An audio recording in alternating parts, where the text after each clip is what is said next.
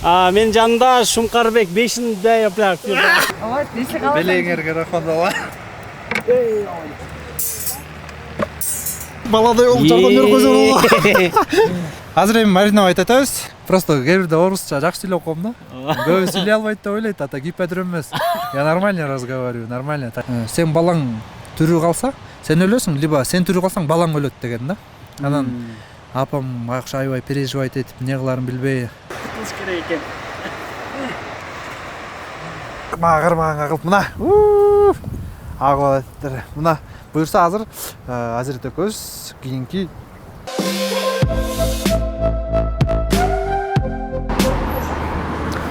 Ассаламу алейкум, Азирет Осмонов YouTube каналынын көрүүчүлөрү, бардыгыңыздарга салам. Бүгүнкү чыгарылышыбыз өзгөчө болмокчу, анткени Байгазан чайканасы менен биргеликте актер, тамашоочу, юморист, вайнер Шумкарбек Бейшеналиев менен чогуу Ташкоордо жасамакчыбыз. Кегети капчыгайына барабыз азыр. Андыктан биз менен бирге болуп туруңуздар. Алдыда видео аябай кызыктуу болот. Шумкарбек Бейшеналиев тууралуу кененирээк маалымат алып беребиз. Андыктан кеттик.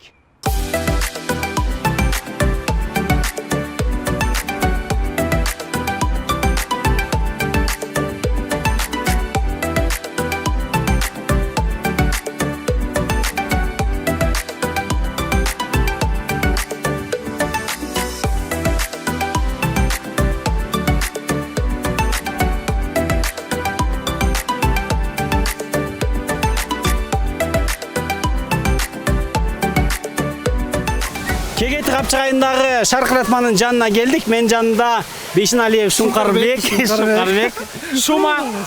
Бүгүн достор, азыр мына Шаркыратманын жанында турабыз. Бул жака аябай көп адамдар келет экен, биз дагы көрүп кетип атабыз. Азыр бир аздан кийин алдыңкы мүнөттөрдө тонун башына чыгып, Шумкарбек өзү өз колу менен Ташкоордо жасайт.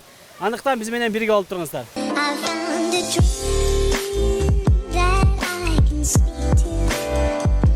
Достор, биз Кегети капчыгайынын эң үстүнө келип жеттик. Арчалуу Токой жагына келдик. Жанында Шума ашпозчу, жана ошондой эле биздин Байгазан чайканасынын башкы ашпозчусу Ислам. Кандайсыңар? Жакшымыз.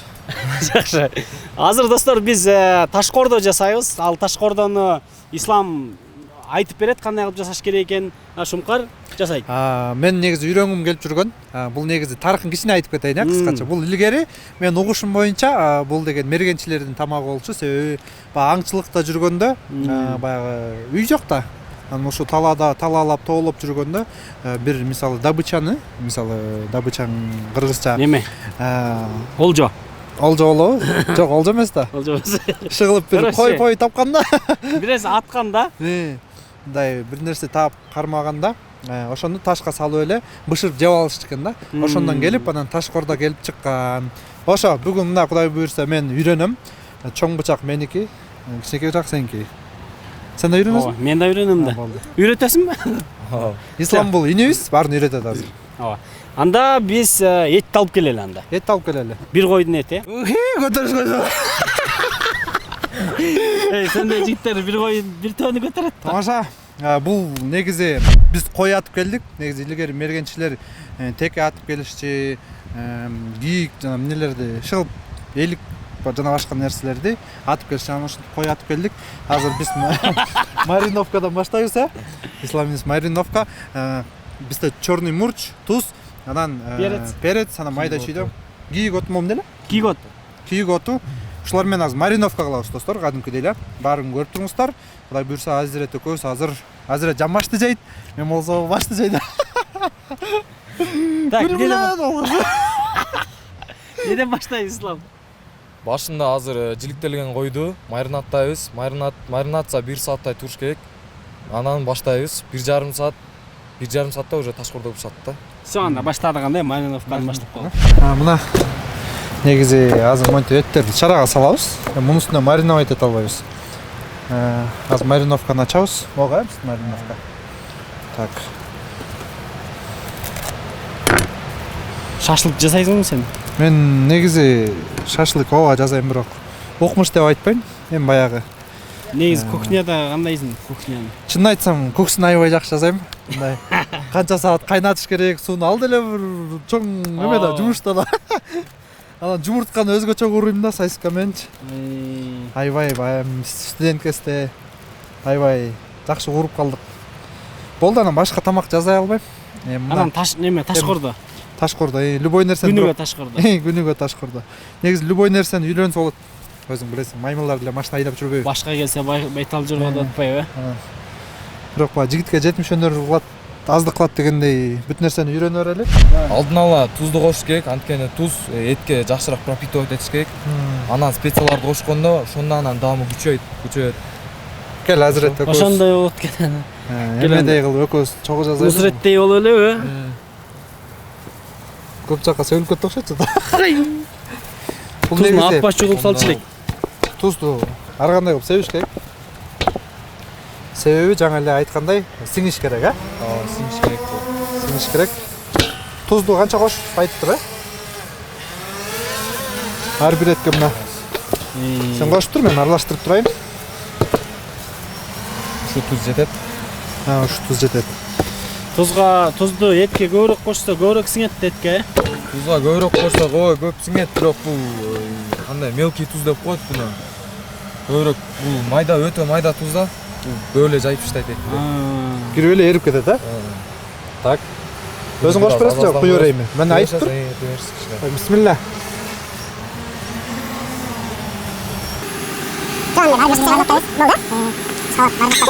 Шатылаттыр. Опа!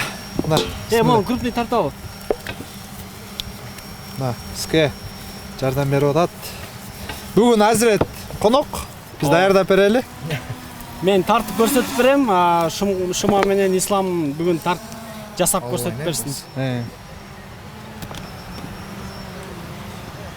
Негизи ар бир кругта, ар бир жана достордун арасында бирөө повар болот го постоянночу.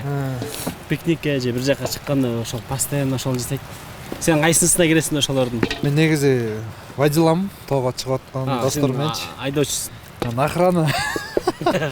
Анан тийишмей, уруштурмай доогасы. Анан окат кылган жактан от жагышып коймой. Бираз. Биздин дос балдарыбыз бар. Аябай жакшы жасайт тамактычы. Сен баягы көрүп эле шашлыктын башын кармап турган эле, от жагып турган эле болбосок.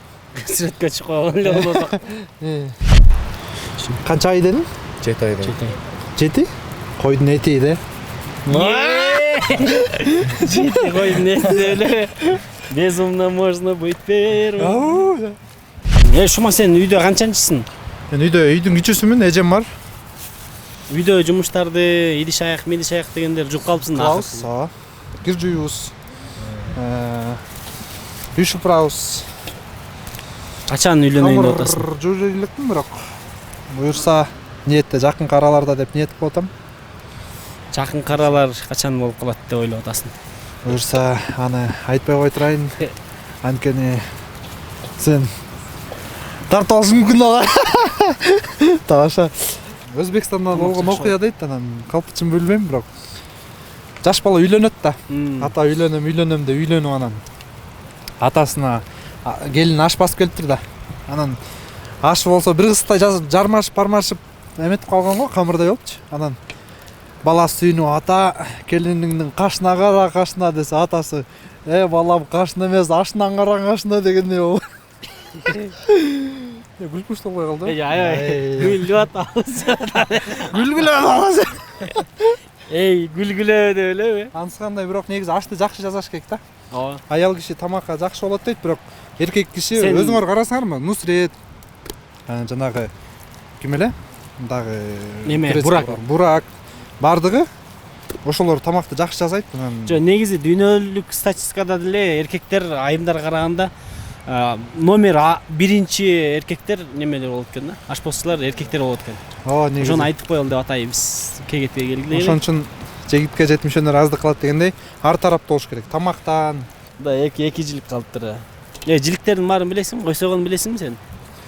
Мен кой сойгонду билбейм, мен кой муздаганда жаман көрөм. Негизи эле даже чымын өлтүрөм мен, бир башка нерсе. Башка нерсени өлтүрө албайм. Чымын нереально болуп калат окшойт. Чымынды уже чабыш керек болуп калат да. Мындай кой өлтүрүп, тоог өлтүрүп деген болгон эмес. Эми кичинекей кезде, бала кезде жөжө сууга ыргытып, сүзөт экен, өрдөк экен деп ойногон күндөр болгон. Бирок кой сойгун келбейт. Билбейм. Демек, неме сойуп үйрөнүш керек, бирок боркер турбайсыңбы аябай эле? Боркер мындай. Кичинекей кезде эле караса окушуп кан чыгат го. Ошондо боору илей берчү мындай кичинекей эстечи. Достор, азыр мариновка болуп бүттү. Азыр мына ушул зымдарга илип туруп, анан мына ушул таштын ичиндеги чокко биз кактап бышырабыз. Канча саат туруш керек? Бул негизи шумар эмес, шуңкарды аласың. Биринчиден азыр болсо негизи мунун убактысы 1,5 саат. 1,5 саат достор, мына ушул жакта туруш керек. Азыр бардыгын бир сыйра илели, анан бул жакка илебиз. Өлө түшүндүрүп айтып бердик. Азыр мындай сайса бышкандан кийин алып түшүп калат мындай анча. Анча калың эттеринен саябыз. Ол жеринде бонфиле аттуу эти бар бу жерде. Дүйнө жүзүндө эң жумшак эт деп ушул эсептелет. Мына маярдан чыгып калды го, алып калды. Мына достор, бисмилла деп сала баштайлы.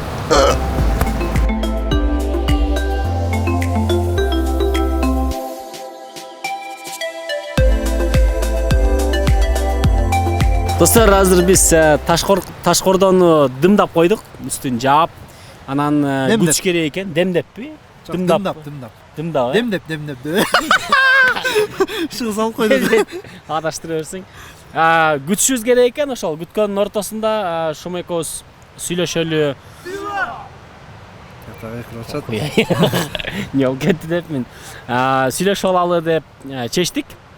Шумкар негизи эле мындай көбүскө жабык темадасында, мисалычы көп жерге интервью бербейсиң, сен жөнүндө информациялар аз, маалыматтар жок койсе деп билебиз. Анан азыр биздин көрүүчүлөргө сен тууралуу бир аз да болсо ачып көрсөтүп берели деп ойлоп атам. Сен каяктан болосуң, өзүң тууралуу да? Каяктан болосуң, канча бир туугансың, балалык чагың каякта өткөн, кандай өткөн? Негизи жана туура эле айтып кеттиң, көп нерсени айтпайм да. Азыркыга чейин айтпайм, бирок көчөдөн жолугуп калсам айтам да. Себеби мен кыргызстандыкмын деп жооп берем. Азыр деле сага ошондой жооп берейин. Себеби ким каяктыгым экенин жакшы эле билишет. Эми мунун себеби баягы биз бияктык, биз тияктык дей берсек, ошол нерсе баягы кийинки муунга дагы кала берет да. Мисалы мен бияктыкмын, сен тияктыксың деген нерсени желательно жоготуш керек болуп атат. Негизи эми баарыбыз эле кыргызбыз да. Кандай болбойлу, эмне болбойлу азбыз да. Ошон үчүн ошо стереотипти жоготуп, эң башкысы менин максатым түндүк түштүк деген максатты жоготуш керек да. Потому что ошон үчүн дагы себеби ошондо. Өзүм каяктык экенин айтпайм. Бирок ар кайсы жерге барбайын кыргызстандыкмын деп айтам. Мисалы Өзбекстанда, Дубайда болсо, Турцияда иштеп келгем, каскадер болуп, Казакстанда иштегем. Каяктансың дегенде мен мисалы бияктанмын деп айтпайм да. Кыргызстандамын. Мен Кыргызстандын уулумун. Менин ар бир вайындарымды дагы Баткенден көрөт, Оштон көрөт, Жалал Абадтан, Таластан, Нарындан, Чүйдөн, Көлдөн ушундай көрөт да. Ошондуктан кыргыздын уулумун деп коем да. Кыргыздын уулумун. Менин ар бир тамашаларым, чыгармачылыгым ошо Кыргызстан үчүн. Үй бүлөдө канча бир туугансың, канчанчысың? 2 тууганмын. Эжем бар, турмушка чыккан. Мен үйдүн кенжеси, эркеси. Бирок эми көп деле эркелебейм азыр, себеби көбүнчө мен иштейм. Ошондуктан бирок эркелеп турам. Ата-энем бар, жакшы да ошого шүгүр. Балалык чагың каякта өттү? Бишкекте чоңойдуңбу же? Бишкекте? Бишкекте чоңойдум. Мен 2-чи Лебединовка деген гимназияда окугам. Бирок кыргыз мектепте. Кыргыз мектепте гимназияда окугам. Балалык чагым. Ошого наипедреме деген жана айтып сүйлөштүк го. Негизи бир байкебиз айткан бул сөздү. Анан эми ошону мен негизи бир нерсени жаттап алсам, тамаша чыгар. Эми тамаша ушу жашоодон эле чыгат да. Жашоодон алабыз бүт нерсени, ойлонобуз, жазабыз. Бизде жакшы школа бар болчу тамашоо деген. Ошол жактан тамаша ойноп, выступать этип атып, комплексти жоготуп, туура сүйлөгөндү, маданиятты ошол жактан үйрөнгөнбүз. Какырын түкүрбөгөндү, ичпегенди, чекпегенди деген нерселер. Негизи дээрибизде деле бар болчу экен, дээрден экен да адам. Туура. Ошону үйрөнгөнбүз ошол жактан. Өзүң каякты окудуң? Кесибиң боюнча кимсиң? Мен негизи универсальныймын окшойт. Мен негизи өзүм академия туризмда окучумун. Туризм жагында окучумун. Кайсы университет? Академия туризмда. Университет дейсиң, кайра. Ал университет аз билбейм, бирок туризм ал өзүнчө да, университет эмес болуш керек, ал частный эме. Анан ошо туризмада окучумун. Анан аяктан чото меники эмес экенин түшүнүп, үйдөгүлөр кыйнап тапшыртып коюшкан да. Анан искусственныйга тапшыргам. Мурда институт болчу, азыр университет. Ошол жака тапшырып, Раматылык Бакыт Караулуу деген биздин ректор бар болчу. Раматылык болуп кетти. Анан аяктан бери ызычуу болуп, бир мушташтан жаман көрүнүп, ошо отчисление болуп кеткен да. Ошондо диплом барбы жокпу сенде? Жок, ошо быйыл восстановленияга буюрса. Негизи диплом керек, ар бирөө кереги жок деген болбойт, бирок мен окууга өзүм башынан эле жакын эмесмин.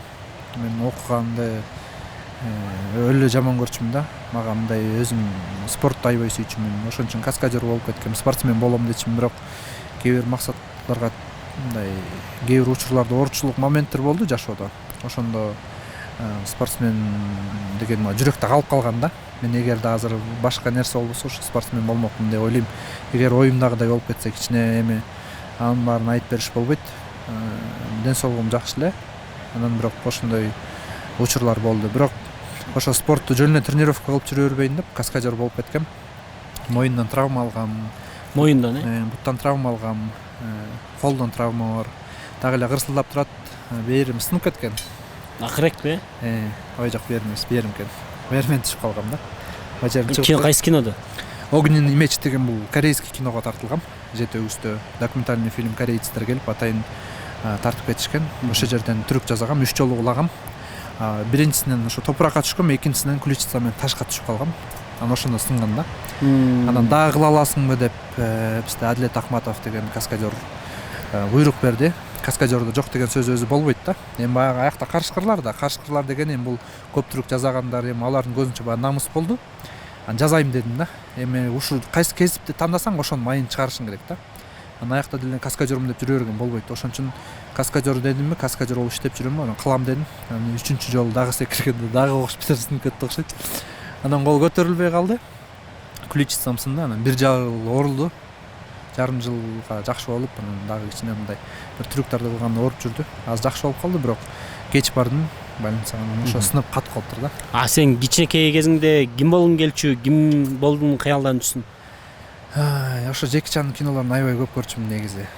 Анан Перекупщик деген кинону көрсөңүздөр керек, түрктөрдү аябай болушунча жакшы тренировка кылып, окшоштурганга аракет кылганбыз да. Өзүм дагы мындай мактанчы эмес, бирок гибкость жактан бирдеги жөндөмдүмүн да. Мисалы спортсмендер менен деле иштеп атканда, күрөшүп атканда деле чувствоң жакшы деп көп айтышат да. Анан бирок эми оюм бар.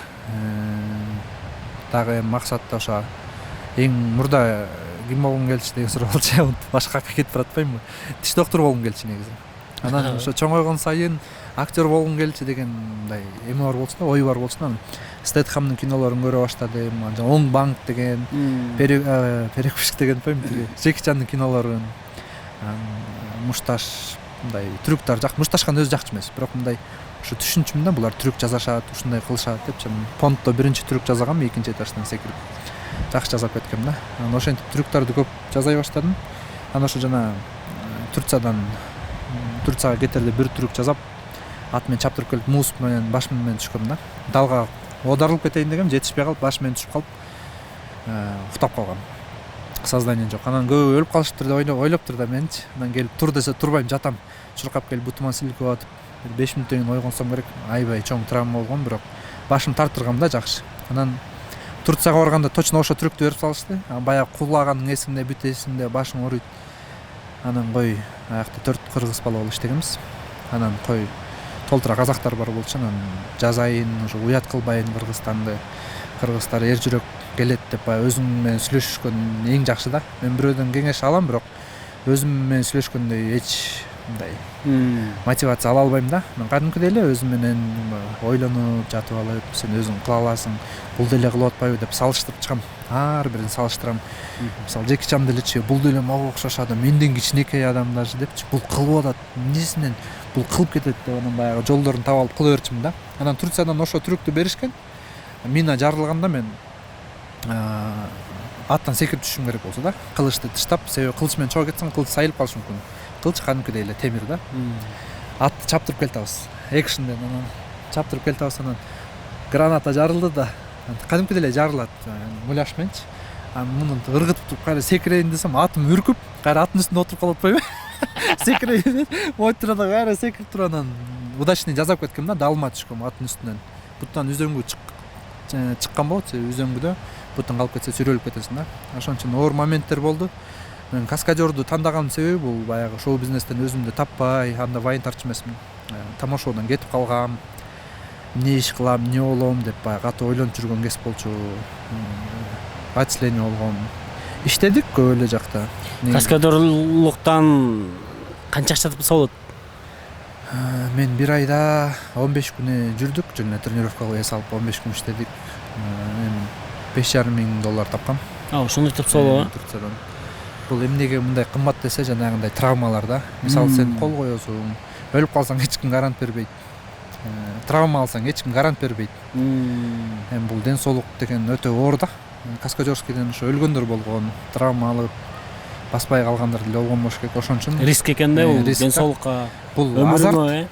Бул азарт да, бул баягы жанагындай күчтүү балдар жүргөндөрчү, мындай өзүң ушундай эркек сезесиң да, ушулардан ашам деп. Любой эле бир неме барганда мен немем бар да. Мындай ашу деле эмес, бирок мындай один из лучших деген сөз бар го. Мындай ошолордун катарына киргим келет да. Мисалы вайнерлердин деле катарына кошулганда мен айтса дейм да, жакшы вайнер деп, ошо вайнерлердин жакшы катарларына, жакшы вайнерлердин катарына кошсо дейм. Каскадер болгондо да ошондой болчу, жакшылардын арасына кошулуп келаткам, потому что жаза деген жазай берчүмүн да, коркчу эмесмин. Ошо спортто деле ошондой болчу, мушташ спарринг иштегенде дагы мындай жок деген уруп калышым керек болчу да. Бир братан түшүргөн момент болгон, бирок уруп калгам да, анда жакшычы, 89-жылкы байке болчу. Анан урганда бир моермен бир тишим чүкөт атпайбы, бирок тешипчи. Сенби? Билинбейт бекен шрам. Жок. Бетке чаппайм деп атпайбы. Анан экөөбүз спарринг иштеп атабыз, анан өзү катуу кирип алды да, мен встречка жөнүндө сол колду ыргытып койгом. Өзү катуу кирип келип, катуу тийип калыптыр. Анан ой братан кечирип коесуң. О, конечно, болду деп туруп анан эңкейип туруп берген. Аягым чыгып кеткен, ошондо аккам залдан. Эми уктаган эмесмин да, мындай калкып барып. Анан тиги братан болобу, ким болот, ашатып сөккөм, короче. Сен келип отурбайсың деп. Мен сенден кечирим сурап атам биринчиден. Экинчиден чисто случайность болду да, эми. Ошентип мен негизи ызакормун да. По-любому өзүмдүкүн алмайынча, өзүмдүкүн бермейинча. Өжөрүп турбайсың да. Ушундай характер бар. Потому что үйдө жалгыз өскөм. Анан ата-энем дагы мындай эме кишилер да, акылдуу кишилер. Анан бирөөгө эч убакта даже бизге ишенме деп үйрөткөн да. Даже бизге ишенме, эртең күнү биз өлүп калсак эмне болосуң? Ошон үчүн бул жашоодо өзүң туруктуу бол, эркек деген ушундай болуш керек да. Өжөрлүк сапатым аябай жагат. Мисалы бир трюктү жасай албай атсам деле, мисалы сальтаны жакшы жасачумун да мурда. Азыр вес өсүп кетти кичине, анан Азыр жасай аласыңбы сальто? ооба, жасайбыз. Анан Азыр анда бир аздан кийин сальто жасап беребиз.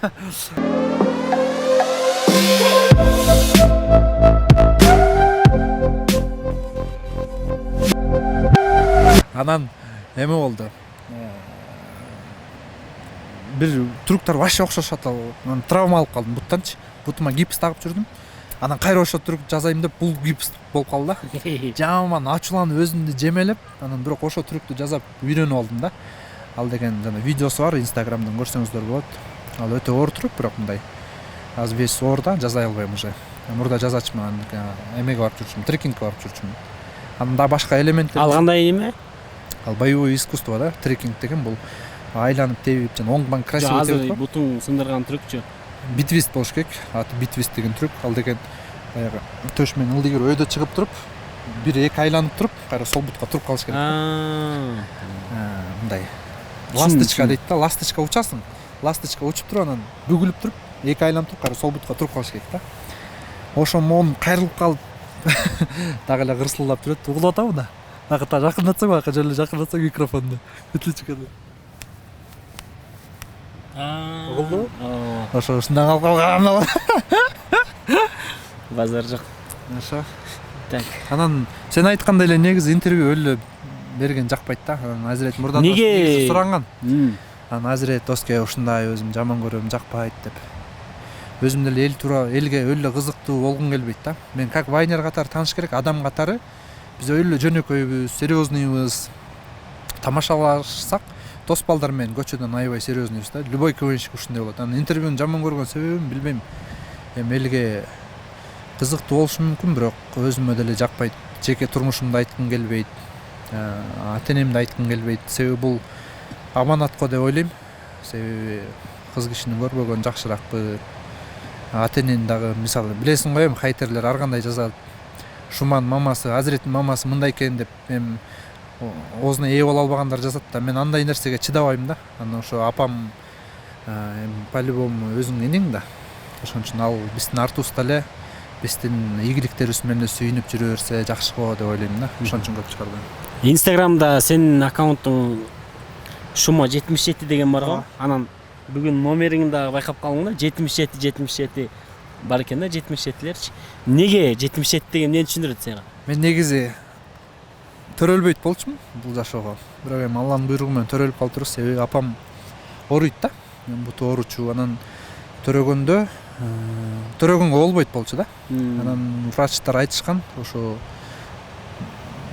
сен төрөсөң азыр көп кан коротушуң мүмкүн, ден соолугуңа өлүп каласың депчи. Бирок сен балаң тирүү калса, сен өлөсүң, либо сен тирүү калсаң балаң өлөт деген да. Анан апам баягы аябай переживать этип, эмне кыларын билбей, анан айылдан тайтелердин туугандарым келип, тайнелерим келип, кызым эмне болот эми деп чын серьезный учурда болгон. Анан ошондо апам эмне экен деген, эркек бала окшойт деген, жок мен төрөгүм келип атат деп анан апам төрөп алган. Атамдар да сүйүнүп, эми бирок ошондон кийин төрөбөй калды да, бирок апам. Ошон үчүн 2-1 тууганмын. Мен акыркысы, Аллага шүгүр. Азыр апам эркелетет, жакшы көрөт. Сен төрөп алганыңа шүгүр деп айтып коет. Ошо. 77 деген. 7 деген бул 7-палатада жаткам да мен. Апам 7-палатада жаткан. Анан 7-январь төрөлгөм мен. Анан эми баягы 7-күнү төрөлдүң, анан 7-палатага барып жаткызылгам го апам жанынан. Ошентип эле бул 7 деген сан деп ошо өзүм 7 деген сан негизи ар бир адамдын саны болот го. 7-ин бири кызыр деп коет, Кызыр эмес, кыдыр. Кыдыр. Анан ошо 7 деген санды аябай жакшы көрөм. Мисалы 7 күн бар. Мисалчы. Ошо азыркы айдап жүргөн автоунаамда 7ден турат. Анан ошо жакшы көрөм да негизи. Бирок эми буга байланбайм. Бул эми ширк болуп калат, ишеним, анан мышык алдыңан өтүп кетти. Анан берден суу агып атат, буга сыйын, анан жип байла деген нерселерден алыс болуш керек. Ар бир нерсени жаратуучу бул Алла. Бизди, сизди деп айтайынчы. Сизди, баарыбызды. Бекболот кошо. Бул аламдын баарын жараткан чын эле Алла да. Ошо Бекболоттун ошонусуна азамат. Ошол темпте чоңойсо жакшы да. Сен Кудайдын алдында болуп калсаң, кандай суроо бермексиң? Жок, мен суроо бере албайм. Мен суроосуна жооп бере албайм даже. Эмнени сурамаксың анда? Эми ал жакка барганда кеч болуп калат. Жок, если эгерде да. Эгерде да айта албайм. Эгерде деген суроо болду. Мен азыркы менен по факту эле ойлонуп эми сен Алладан башка нерсени айтабыз. Мисалы, президенттин Садыр Жапаров. Мейли, президенттин алдында болуп калсаң, эмне суроо бермексиң? Жапаровдун жанына барганда эмне деген суроо бермекмин? Эң биринчиден эми баягы биз үстүнөн бирдемесин көрүп эле жинибиз келе бериши мүмкүн политиктергечи. Эми политиктердин баарын жаман дешти эле болбойт. Мисалы, вайнерлердин баарын жаман дешти эле болбойт. Жакшысы бар, жаманы бар. Ар бир нерсенин жакшысы, жаманы бар да. Сен деле влог тарып жүрөсүң, сен деле бир алып баруучулардын жакшысы бар, жаманы бар. Ошондой эле политиктер деле ошондой, жакшысы бар, жаманы бар. Эми бирок бул президент болгондон кийин бул өтө чоң ээ да. Биз ошону кандай дейсиз, атабыздай эле карайбыз да. Кыргызстандан атасы болуп калды. Анан эң биринчи суроо бербейт болчумун мен. Просто жакшы иштеңиз демекмин го. Мени да жолуктурасың Садыр. Мен көтөрүп алдым. Мойту. Шумкар келди деп. Сен кайрылып жүрсөң да. Ошо, урматтуу Садыр Нуркожоевич. Эмне демекчи сен? Биздин свободный да. Кыргызстандачы эң башкысы кайрыларым эми баарыбыз эле жөнөкөй элбиз. Кандай болбойлу, ким болбойлу, каякта жүрбөйлү, канча акчабыз болбосун, канча акчабыз жок болбосун, баарыбыз кирерибиз бир жер. Ал түбөлүктүү жашоо, ал өлүм, хак нерсе да. Мисалы, мен Дубайга сен барбайсың деп айта албайм да. Сен эртең барып калышың мүмкүн. Бирок мен сен өлөсүң деп айта алам да. Сен да ошол нерсени айта аласың, хак нерсе да. Ошон үчүн айтарым, жакшы иштесе экен дейм. Президентке да көз тийбей, сыйкырлап салбай, жинпин кирип кетпей, жакшы ойлонуп, бизге Кыргызстанга чынын айтканда өтө эле опасный нерседе турабыз. Биз 6 миллион болгонубуз менен статистика боюнча негизи 3,5 миллион болушубуз керек деп ойлойм да. Башка улуттар менен толуктапчы. Негизи ар бирөөнү жакшы көрөм. Кыргыздар вообще бөлүп жарбайм, бай кедей деп бөлүп жарбайм. Сен азыр кандай план, кандай кыялың бар азыр? Эмнени кыялданасың азыр? Азыркы кыялым с детства эле бар ошо атактуулук деген. Эми бирок бул атактуулук деген кимдердин мотивациялары менен Мухаммед Алиден мисалы коомго аябай жардам берчи да.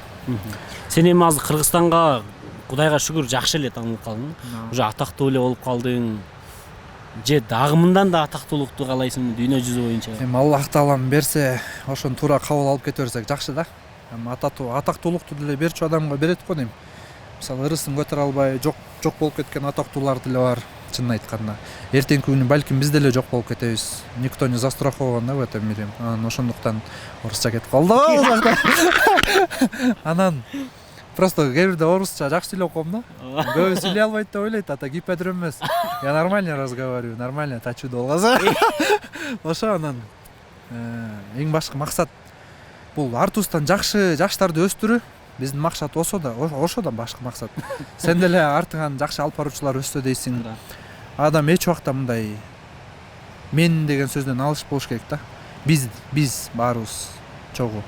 Мисалы мен деле артыман жакшы вайнерлер келсе дейм. Мен деле өмүр бою вайн тартпайм. Сен деле өмүр бою алып барбайсың. Балким башка сферага кетесиң, башка чет жакка кетесиң. Ошон үчүн артустан жакшы жаштар өссө деп кыялданам. Алдыда эми сен эмне кылайын деп атасың мисалы? Да бир 5 жылда уже вайнды деле токтотсоң керек сенчи? Мен азыр ошо Азамат Исмаилов байке экөөбүз жана башка байкелер командабыз менен жакшы сериал тартабыз, кинону тартабыз. Перекупчик экин тарталы деп атабыз. Либо ошо Ташкентте, либо Дубайда болот да. Киноч. Дубайга барып бир кичине уровень кылып көрсөтүп келели деген ойлор болуп атат. Эгер жакшы спонсор чыкса, потому что эми Кыргызстан көбүнчө эле Кыргызстан ичинен тартышат да. Анан келечекте бир жакшы актер болуу, жакшы кинолорго Кудайга шүгүр тартылып атам. Акыркы кином 2 баатыр болду. Ал жакта ошо баатырдын ролун ойногом. Кинону көрдүң беле? Көрдүм. Сонун болуптур. Точно эле ошо Сардар Эгембердиев болгум келет да. Мындай Кыргызстанга салымымды кошуп, күйүп. Эми Кудайга шүгүр, кичине Кыргызстанга дагы биртке болсо дагы салымыбызды коштук деп ойлойм. Маданият жактан КВНде ойноп чемпион болуп келгенбиз Кыргызстандын атынан, ал тарыхта калды. Каскадер болуп келдик. Ал деле кыргыз каскадер болуп тарыхта калды да, бир кинодочу. Мен атым субтитрдан чыгат да. Мындай митинг болгондо, Баткендин окуясы болгондо Кудайга шүгүр эми бул эми мактаныч деп ойлоп калбасын. Мактоого бир гана Алла татыктуу дейт. Биздин мактоого биз жөн эле бокпуз да, мындайча грубо айткандачы. Кызмат кылып атабыз. Биз жөн эле себебин кылабыз, калганын Аллах кылат. Ошон үчүн ушундай нерселер кылып турабыз. Иштеп, мындай Баткен окуясы болгондо командабыздан чогула калып, эми бул деген акча үчүн эмес, эң башкысы Алланын ыраазычылыгын табуу, бирибизге жардам берүү.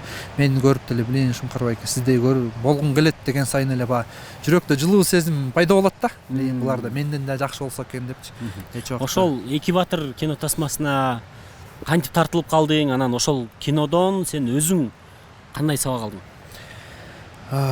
Негизи Руслан Акун байкебиз Көкбөрүгө тартылганда сага жакшы роль берем деп жүргөн. Экөөбүздүн ортобузда келишим бар болчу. Руслан байке, мен атка Көкбөрүдөн укол сайып өлтүргөндөн жакшы роль бергизди десе. Шумкар сага көрөсүң жакшы роль берем деп айткан убадасына турду. Аябай жакшы болду. Ал жерде Сардар Эгембердиев негизи опер болот, следак болот. Анан аябай эме болот да, мындай мужской характер, мындай айтканына турат. Бир иштин аягын майын чыгарат, же болсо аягына чыкпаса мындай жүрөгүн өйкөй берет, ушундай да. Мен образым ошондой болгон. Анан ошондой бала болсом деп кыялданам. Себеби кинодо баягы канча байлык үчүн, квартирасы үчүн рисковать этип иштейт да. Мамлекетибиз азайып бараттыр депчи. Ошон үчүн биз эми жоголуп бараткан мамлекеттер, улуттар көп да азырчы. Ошолордун катарына биз да кыргыздар да кирип калбасын деп. Мен өлгөндөн кийин чоң аталарын, неберелерин мисалчы ушундай ойлонуп калат экенсиң, кийин ушу Шумкар деген чоң атам болгон деп калса деп. Кыялданам да, ушул Кыргызстанга бир атым чыкса деп. Өлгөндөн кийин эле сөзсүз эле тирүүгөстө эмес, өлгөндөн кийин дагы кичине атым калса, эстеп жүрсө жакшы нерселерибизди деген ой. Анан сен көчөдө жүргөндө негизи эле сени азыркы учурда мындай бир аз кыжырланып капа кылган эмне? Мени негизи мусулман 2 сааттан ашык тарынбаш керек да. Мен бирок ушундай өзүм мындай кекпи кандай билбейм, кечирип коем да. Бирок ошол адам менен сүйлөшкүм келбей коет да. Мисалы мен деле идеальный эмесмин. Адам кандай мамиле жасаса мен да ошону жасап коем. Бир начар мамиле кылса мен дагы ушундай кылып коем. Бирок ошону жасап атканда дагы кайра коем, эметпей коеюнчу баягы ушул деле адам да билбей кылып атат. Мисалы ууруу деле муктаж болгондон урдайт да. Мисалычы. Айла жоктон алар деле түшүнсө болот, бирок уурулук кылбаш керек, конечно. Ал болбойт да, ал вообще болбойт. Мисал айтып атам да. Коррупционерлер тууралуу айтып атасың ошондо? Ооба, жалпысынан ууруу деген сөз слово растяжимое же. Поэтому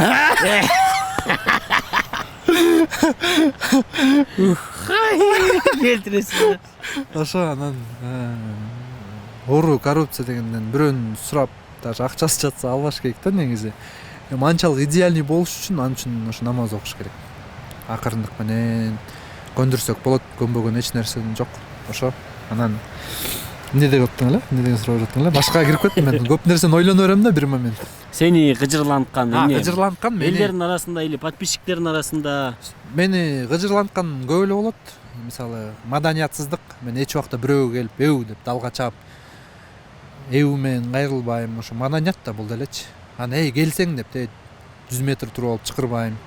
Мага жумушум болсо басып барам, кечиресиз, кандайсыз. Бирок кээ бирлер болот эми сөгүм сагынышып кетем, мушташканга чейин болуп кетет да. Анан сен телевизордон башкача экенсиң, анан калып эле бизге монтип 200 атасың деп. Блин, аларды угуп алып өзүмө принимать ете берем да. Анан кайра өзүм эми момдай характерим бар да. Эгер сен момдайсың десе, ошондоймун деп салам. Бирок убакыт бүткөндөн кийин баягы өзүңө келесиң да, эмоцияң кармайсың. Блин, ушта айтпай эле койсом болмок деп ушинтип каласың да. Эми бирок күнөөнү бир адамдан издебеш керек, экинчи тарап бар да. Ачып көрүш керек да. Анан сөгүм сагынгандар, прямойдо отурсаң сөгүм жаза беришет да. Кичинекей балдар, анан ошолор менен сүйлөшүп коем кээде. Мындай уялгыла, ата-энеңер бар деп жакшы сөздөрдүн эле айтып коем, атак алар менен сөгүп сагынып. Акыркы жолу качан мушташтың? Так, акыркы жолу Токмоктон мушташтым го мен. Тойдон. Качан? 2 жыл болуп калды го, 2-3 жыл болду, 4 жыл болуп калды. Таяк Кудайга шүгүр, таяк жеген эмессиң? Жок. Жеп эле коеюн мындан дальше дагы. Уруштарда таяк жечмесмин, Кудайга шүгүр. Мындай, эми илгерки уруштар бир чаап, 2 чаап эле бүтүп тарап кетесиң да. Жана Токмоктон урушканда жедим. Бирок испатишка бөлүштүрүп атканда жеп калдым да, толпанын арасынанчы. Монтип издеп жүрүптүр анан. Жеп туруп монда түшүнбөй калдым да. Күн чаап кетти, мен бирок ачты да, мондайчы. Анан көз жана кечинде сөйт өчкөндөчү, толтура кишинин арасынан бирөө жашыл болуп көрүнүп калат го.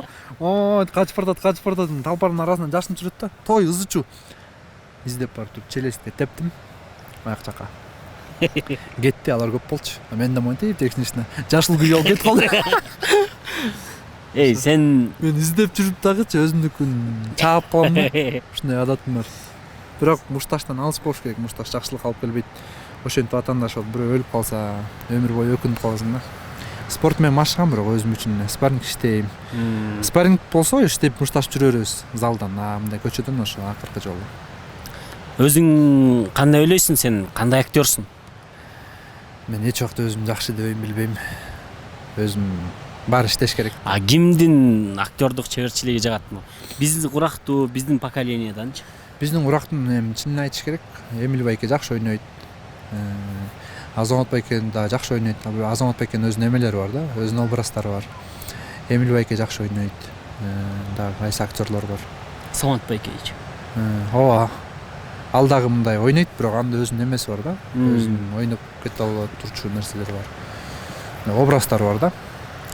Мындай жакшы ар тараптуу ошо Эмил байке жакшы ойнойт. Биз курактуу эми чисто актер эместерден да. Актёрскийдикин окугандар көп да эми. Киш кылсам эмне что болозу. Кишке жазылгыла эле. Подпис мен мага эметип койчу, Шумкар 77 деп көрө эле сеникинен канча келет экен, а? Ооба, достор. Бул жерде карасаңар. Ушул жерде, именно ушул жерде жазылып Жерге чейин, могул жерге чейинчи. Ушул жерде достор Шума, 77. нижний пробел бар, Нижний пробел 77. 77. Көрөсүң да өзүң. Ооба. Ошолго жазылгыла. Анан жазылгыла. Рахмат. Мына достор, Кудайым буйрса биздин Ташкоордо бүттү. Биз азыр астын көрсөтпөй эле коелу, себеби ызычуу топуракка жазылат, муну примерно түшүнөсүңөр. Ошон үчүн силерге эттин өзүн гана көрсөтөлү, себеби эт бышты. Анан бисмилла, бул кичине муздап калды, атайын кармагanga кылып мына. Агыптыр. Мына буйрса азыр Азирет экөөбүз кийинки. Достор, азыр мынакей биздин Ташкоордобуз бышты, Шуңкардын колу менен жасалган. Бышты заказ берсеңиздер болот. Байгазандан дагы ошол жакта мен повар болуп иштейин деп атам, буйрса акчасы жакшы төленөт экен. Мына остип көрсөтүп. Остип көрөлү, анда бисмилла деп туруп. Вакта алгансың. Дамдыго? Мурдуңа тыгып алгансың. Өзүмө тиге алайынбы? Кандай экен? Мощный экен, достор. Сөзсүз түрдө Байгазандан заказ берсеңиздер Шуңкар жасап берет. Ташкоордону кеш керек, мергенчи болбосак дагы мергенчилердей болуп элечи. Кандай экен? Жакшы шүгүр, сонун экен, а? Жакшы урушуптур, достор. Мындан ары менден жана Байгазандан заказ берип келип туруңуздар. Силердин курсаңар биздин жумуш, анан силердин көңүлүңөр дагы биздин жумуш, э?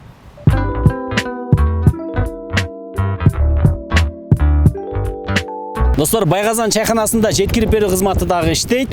Сиз каалаган учурда каалаган жерге буйртма берсеңиз, ыңгайлуу жана эң бат жеткирип берет. Андыктан Байгазан чайханасына буйртма бериңиздер. Биз сиздер үчүн ар дайым кам көрөбүз.